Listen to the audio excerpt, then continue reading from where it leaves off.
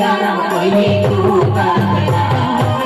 आगे गरम कोई तू करना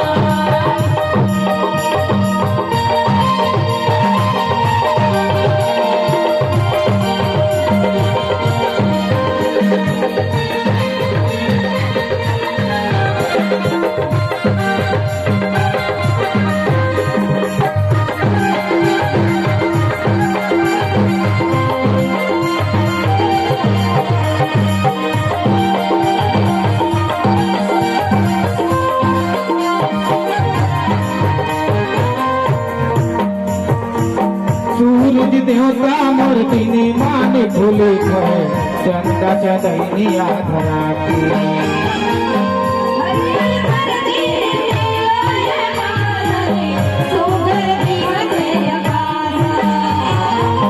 सूरज देवता मूर्ति ने मान भूले कहे चंदा चदैनी आधरा